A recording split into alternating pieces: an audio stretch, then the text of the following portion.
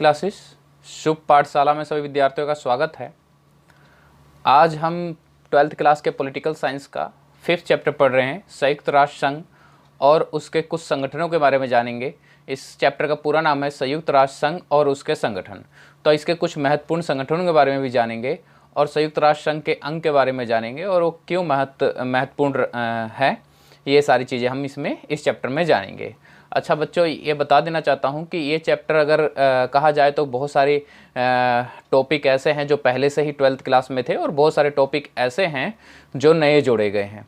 ठीक है, तो इसलिए जो जिनके पास पुरानी बुक्स होंगी उनमें ज़रूरी नहीं है कि इसके जो टॉपिक्स हैं वो मिले।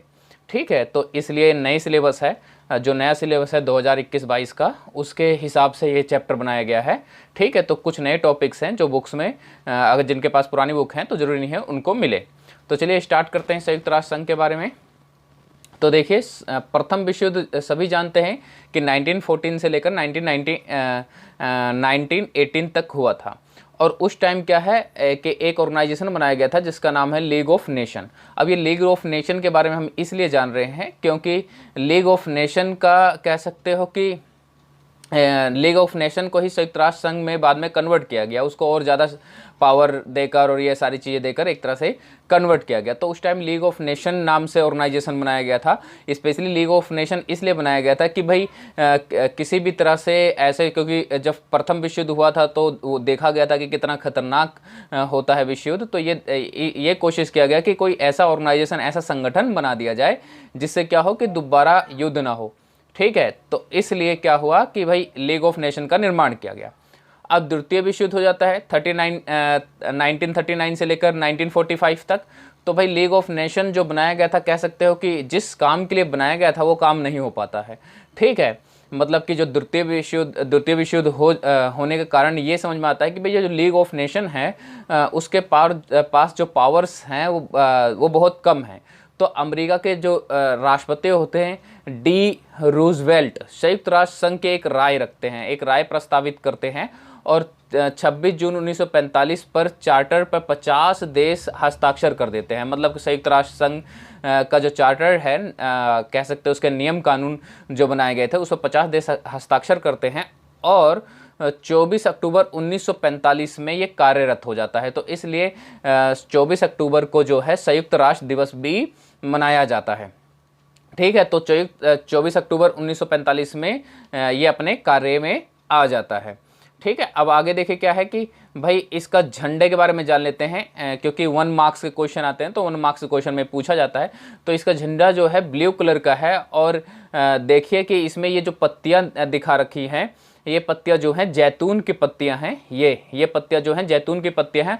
और ये जो संयुक्त राष्ट्र का झंडा जो है, देखो ऊपर से खुला हुआ है और नीचे से बंद है। ये ऊपर से जो खुला हुआ है ये बताता है कि भाई सभी देशों का इसमें स्वागत है। ठीक है, सभी देशों जो भी इसके चार्टर को मानेगा, जो भी इसके नियम कानून को मानेगा, वह सभी जो हैं संयुक्त राष्ट्र संघ के अंग बन सकते हैं। ठीक है, अंग का मतलब है वह सभी देश जो है उसमें शामिल हो सकते हैं। ठीक है, तो ये इसका झंडा है। अगर क्वेश्चन आ जाए 1 मार्क्स में कि भाई क्या नाम है संयुक्त राष्ट्र संघ में कौन सी पत्तियां हैं, तो वो जैतून की शाखाएं हैं। ठीक है, और वो शांति का प्रतीक है, इसलिए जैतून की शाखाएं रखी गई हैं। अब आगे देखिए क्या है कि भाई संयुक्त राष्ट्र संघ के अंग क्या है। तो सबसे पहला जो अंग है वो है महासभा, संसद। ठीक है, कह सकते हो ये संसद की तरह काम करता है। जैसे हमारे देश में संसद है, वैसे ही महासभा है संयुक्त राष्ट्र संघ में, जिसमें लगभग इसमें 193 देश हैं और इस सभा में सभी देश बराबर हैं। मेन चीज़ क्या है, इस सभा में सभी देश बराबर है और इसकी जो बैठक होती है वो प्रतिवर्ष सितंबर से दिसंबर तक होती है। अच्छा, ये सितंबर से दिसंबर तक एक निश्चित बैठक है, लेकिन अगर संयुक्त राष्ट्र संघ को ये लगता है कि भाई बैठक की ज़रूरत है तो उसे पहले भी बुलवाया जा सकता है और बाद में भी किया जा सकता है। तो आगे पीछे किया जा सकता है, पर यह कहा जाता है कि अमूमन जो बैठक होती है वो सितंबर के मंथ में होती है और जो इनकी बैठक है वो दिसंबर तक चलती है। अब प्रश्न ये उठता है कि यार ये सोचा जाएगा कि भाई सितंबर से लेकर दिसंबर तक ऐसा क्या है कि भाई ये क्या नाम है इतने लंबी इनकी बैठक होती है। तो इसकी इतनी लंबी बैठक के कार्य हैं, कारण हैं, आप उसके कार्य ही देख के समझ जाएंगे इतनी लंबी बैठक क्यों होती है। और एक चीज़ और, 2011 में दक्षिणी सूडान जुड़ा इससे, मतलब एक नया सदस्य जुड़ा है 2011 में, दक्षिणी सूडान सबसे नया देश। ठीक है, अब देखिए इसके कार्य क्या है, क्या नाम है, जो महासभा है, बजट पारित करना इसका कार्य है। संयुक्त राष्ट्र संघ को चलाने के लिए जो बजट की जरूरत होती है, तो वो बजट पारित करना इसका कार्य है। सदस्य किसी देश को बनाना या नहीं है, ये निर्णय भी ये लेते हैं। तो भाई किसी देश को सदस्य बनाना है या नहीं बनाना है, ये भी निर्णय पूरे के पूरे जो महासभा है वो ये लेता है। फिर महासभा सुरक्षा परिषद के सदस्य को चुनता है। अब देखिए सुरक्षा परिषद के जो सदस्य हैं वो दो प्रकार के हैं, एक अस्थायी सदस्य है और एक अस्थायी सदस्य है। जो अस्थायी सदस्य है हर 2 साल पे उनका चुनाव होता है, तो उनका चुनाव करने का काम जो है महासभा का है। आगे जब सुरक्षा परिषद के बारे में आप पढ़ेंगे तो और अच्छे से डिटेल समझ जाएंगे कि भाई जो अस्थायी सदस्य हैं वो 10 सदस्य हैं, और जो अस्थायी सदस्य 5 सदस्य हैं, और जो अस्थायी सदस्य हैं वो 10 सदस्य हैं। तो उन 10 सदस्यों का हर 2 साल में चुनाव होता है। ठीक है, तो उनका चुनाव जो है महासभा द्वारा किया जाता है।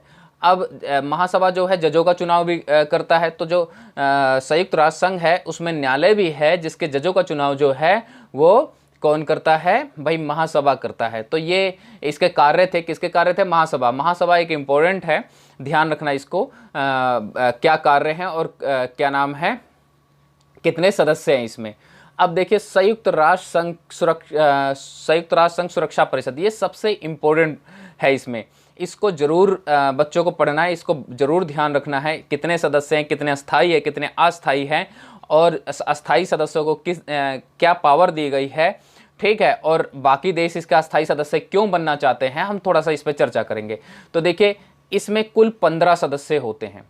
अब 5 अस्थायी सदस्य हैं जिनके पास वीटो शक्ति है। अब ये वीटो शक्ति क्या होती है, वीटो शक्ति की बात की जाए तो एक निषेधात्मक शक्ति है, मतलब किसी कार्य को मना करने की शक्ति है। उदाहरण के तौर पे समझ लीजिए कि मान लीजिए कि 4 देश ऐसे हैं जिसमें चारों देश एक बात पे सहमत है कि ये काम होना चाहिए विश्व में, परंतु 5वां देश जो है अपनी वीटो पावर का इस्तेमाल करते हुए मना कर देता है, तो कार्य नहीं होगा। ठीक है, तो एक तरह से मना करने की शक्ति है, हाँ करवाने की शक्ति नहीं है। ये चीज़ ध्यान रखना कि कहीं ये हाँ करवाने की शक्ति नहीं है, ये मना करने की शक्ति है। ठीक है, अब इसके 5 अस्थायी सदस्य कौन से हैं, देखिए अमेरिका, रूस, ब्रिटेन, चीन, फ्रांस, ये 5 जो हैं इसके अस्थायी सदस्य हैं, मतलब ये परमानेंट ही रहते हैं इसमें।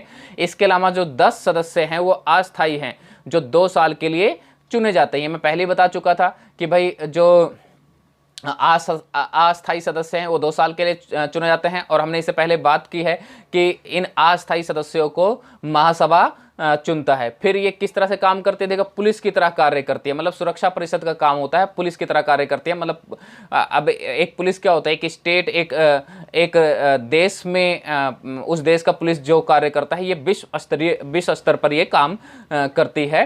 ठीक है, तो सुरक्षा बनाए रखना, शांति बनाए रखना पूरे विश्व में इसका काम होता है। ठीक है, इनकी बैठक 14 दिन में एक बार होती है। देखिए कि इनकी बैठक इतनी जल्दी होती है कि इसलिए इतना ज़्यादा इंपॉर्टेंट है, और अगर ज़रूरत पड़ने पे, अगर ज़रूरत महसूस होती है तो इसकी बैठक 14 दिन से पहले भी हो सकती है। ठीक है, ये ध्यान रखना, अगर ज़रूरत महसूस होती है तो 14 दिन से पहले भी इनकी बैठक हो सकती है। अब देखिए तीसरा जो है वो है सचिवालय। तीसरा अंग क्या है, सचिवालय। अब ये प्रशासनिक कार्य करता है।